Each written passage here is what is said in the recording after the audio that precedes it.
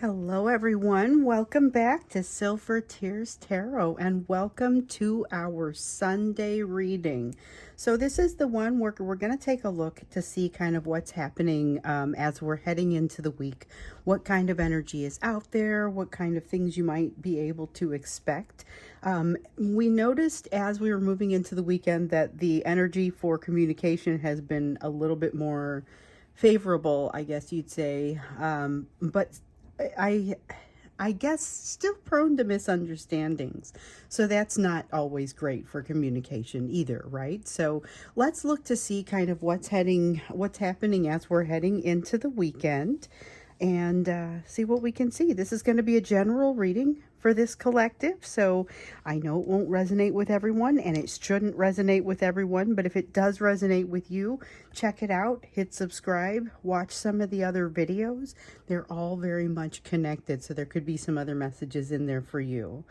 I'm going to read for you with the Crystal Magic Tarot and the Spirit Song Tarot, and then we've got the Spirit Animal Oracle when we get to that. So we're going to start out by looking at the energy, just kind of that general energy as we head into the week and more or less what you can expect. We know that there's tower energy for your person. Some things have started to shift that are kind of outside of their control and even a little bit outside the scope for them. They find themselves in a place to have a little bit of, I don't know if it's power. There is a power differential or something that's happening with that third party as a result of something that has happened in the life of the third party that is, I get the sense, not exactly related to your person, but still impacts your person. So we saw that coming up in the reading. We saw that coming up yesterday. Okay, so we also have this Five of Swords in the reverse. This is interesting. Feels a little bit like a Six of Swords in the upright. Feels a little bit like a moment of clarity.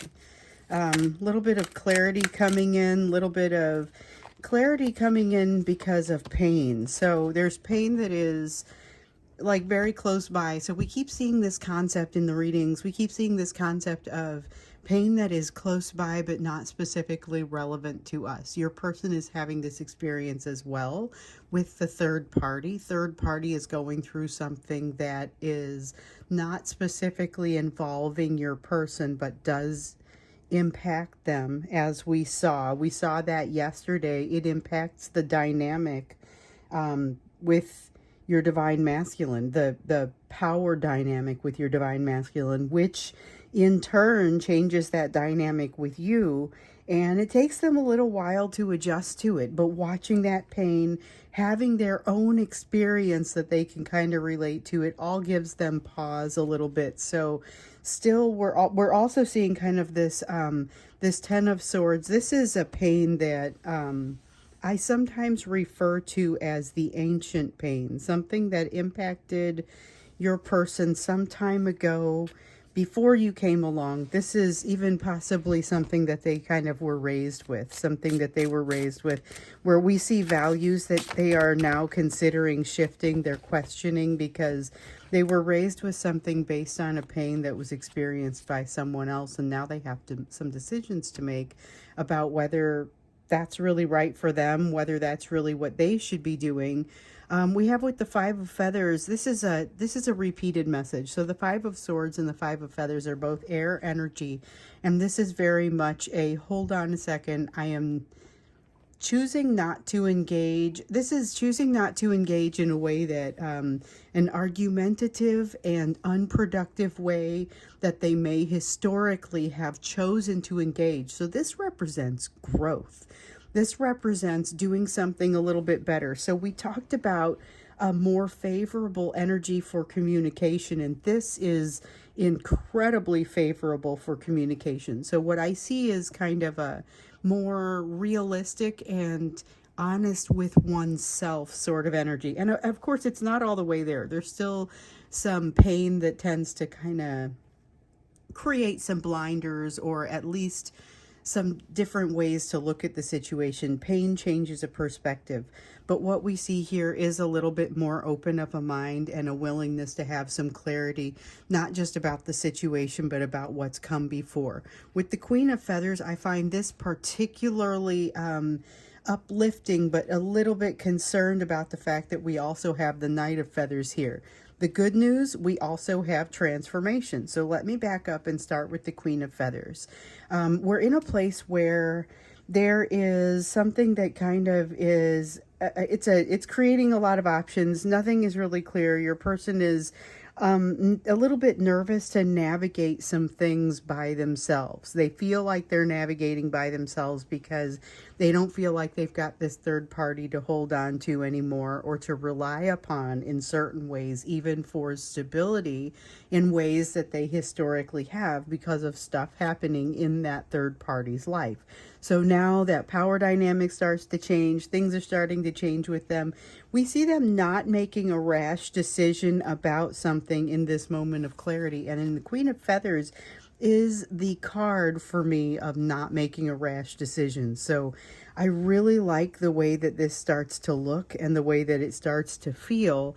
And then I see this Knight of Feathers here in the reverse, and all of a sudden kind of this reality starts to kick in, because this feels like with the Knight of Feathers, we're talking about fear, but we're also talking about the kind of fear where they're wondering who all just saw whatever happened. It's a very self-conscious kind of fear. That said, it's not a super strong energy. A stronger energy here is the energy of transformation. So I like that, and I feel like it comes in on the heels of this Five of Feathers and Queen of Feathers, feeling more like your person has wanted to have control over the situation, and we've seen that throughout. However, I don't think this is what they meant, and yet this is the kind of control that not only that they're going to have, but that they can most benefit from. This is a clean, honest sort of basically thinking before they move kind of. It's not exactly controlling the situation, but it's being better able to manage the situation and navigate it because of kind of taking a more thoughtful approach to it. That's really what it comes down to. But it feels like huge progress to me, because prior to this, they had more been operating on sort of a knee-jerk reaction kind of mode, I mean, it's not better that way. It's not better to make super quick decisions that are wrong ones, that get you into a situation where you now have to work harder to address it.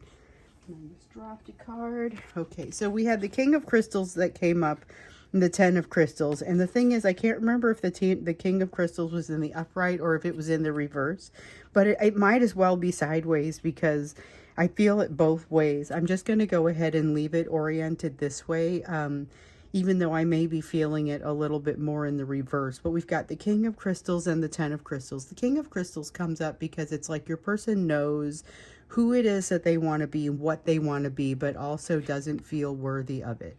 And almost that sense of not feeling worthy is incredibly strong. The good news is, with this Queen of Feathers over here in the reverse, I don't see as quick of a reliance upon that old habit.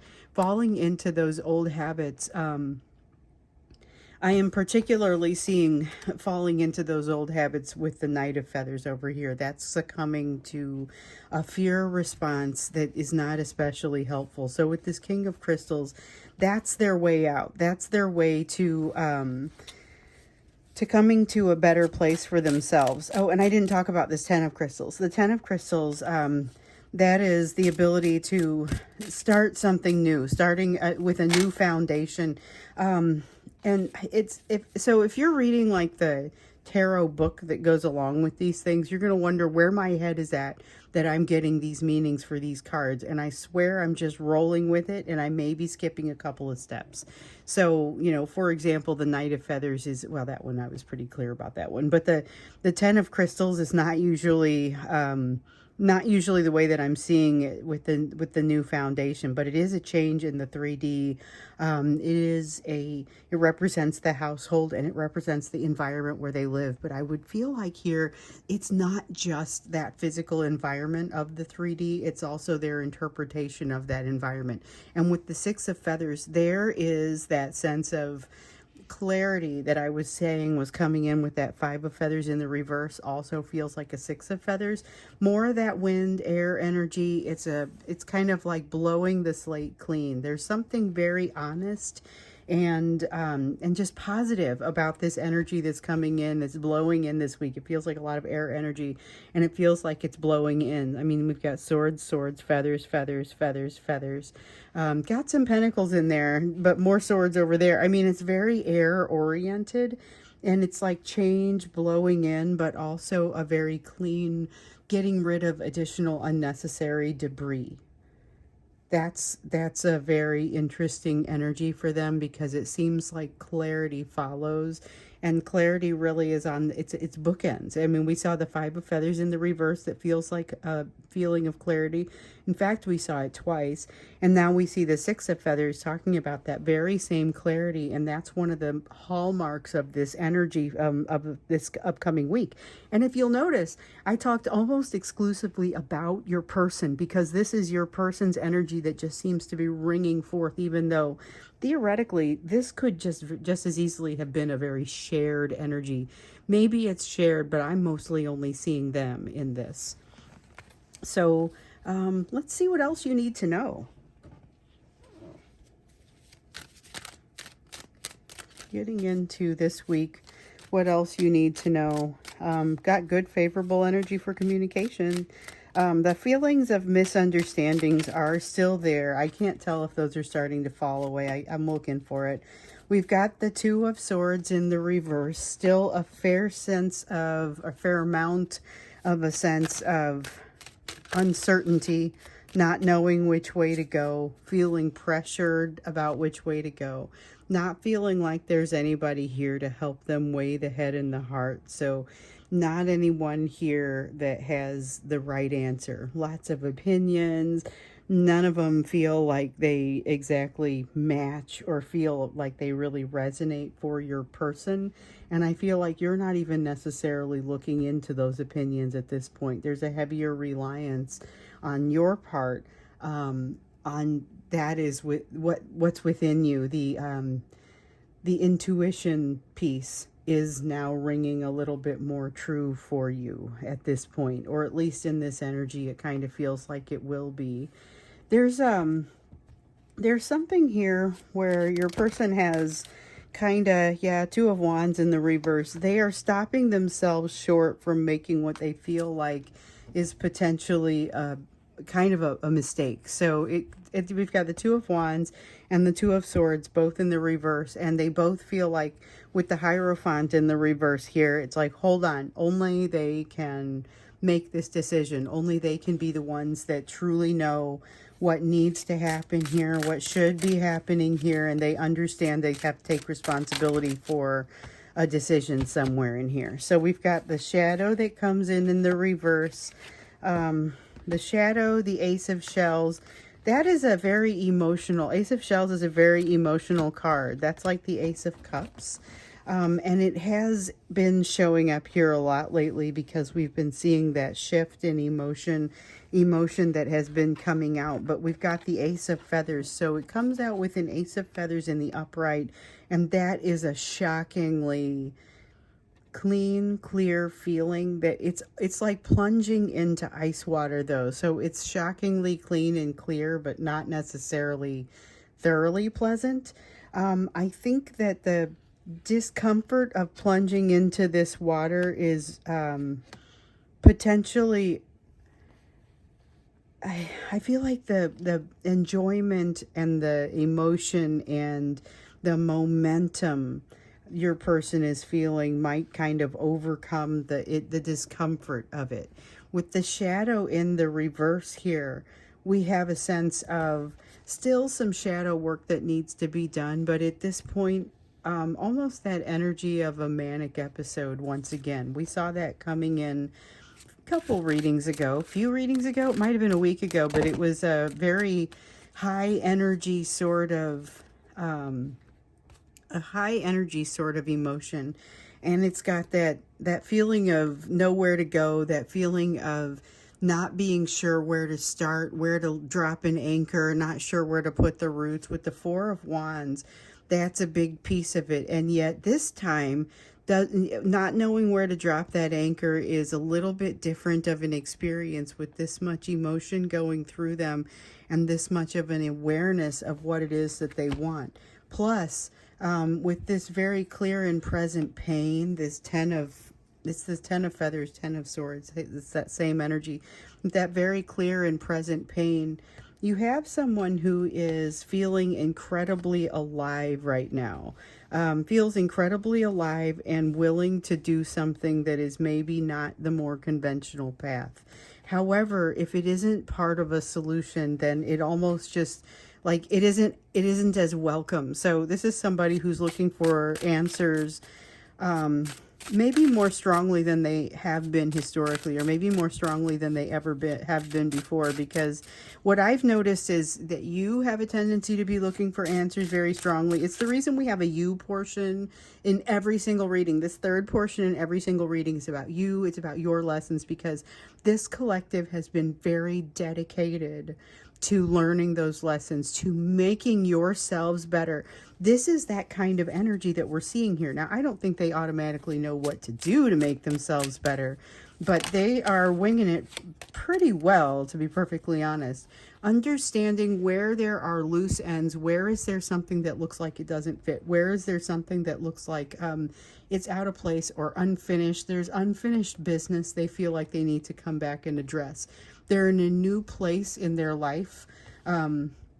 Emotionally, it feels like, where they're able to do this. It's enabling them to approach things. You might not recognize some of what they bring with them. They're still afraid to move into this this new territory. So we saw that they had a new tower, or an energy that's coming their way, but they're resistant to it. Okay, this is something that's being unlocked for them as a result of all of this. You see the growth, you see the development, and that growth and development often unlocks, and you've had this experience, often unlocks something for you in the way of new growth and development that you weren't really prepared for before. So your person has that happening here, and so there's kind of this push-pull, push-pull. You'll see a lot of push toward your direction.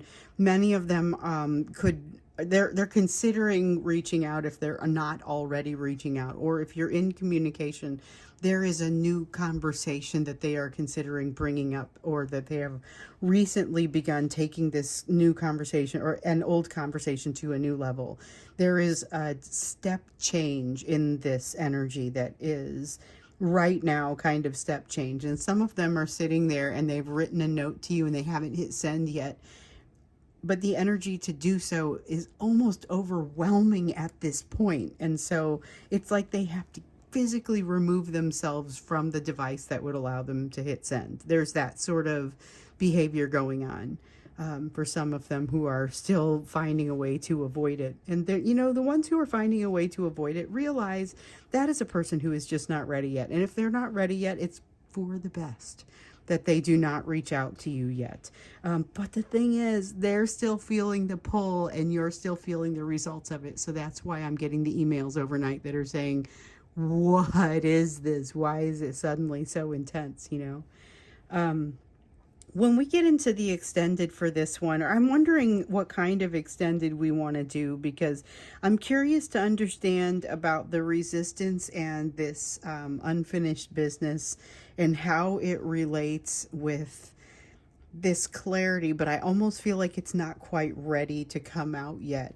Let's do the you portion of the reading, then we'll think it through, or we'll feel it through. So with the you portion of the reading, of course, again, this is about what your focus needs to be. What is happening with you? What's happening with you?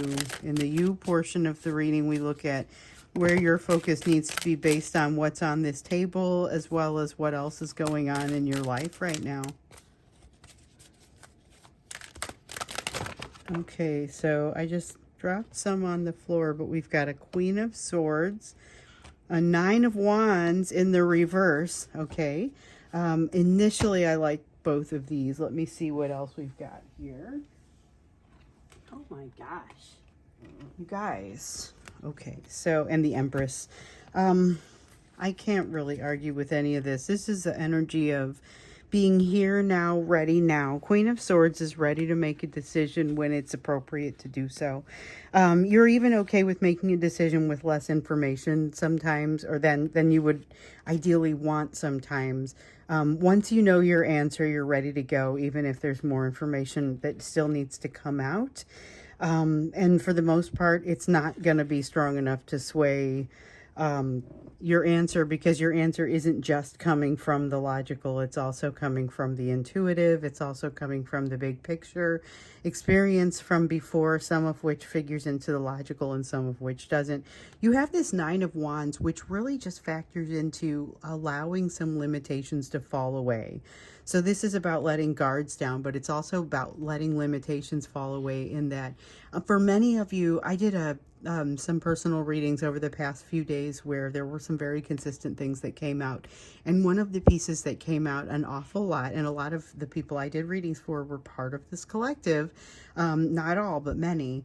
And one of the things that came out was about that first mantra that I use when I meditate. So that one is all about releasing expectations and attachments and assumptions about people, the outcomes, the situations about those people, the outcomes of those situations. Dropping all of those expectations, it kind of removes some of the limitations, because when you have expectations about how you think something's going to go, you create limitations to that energy. This is you creating far fewer of those limitations, and honestly just being able to, with this Empress energy, being ready for whatever comes. So being able to make a decision, to function within that decision, to live within that decision, and to do so fairly gracefully. There's a very graceful element to this. Okay. Yeah, I think maybe what we'll do is not do,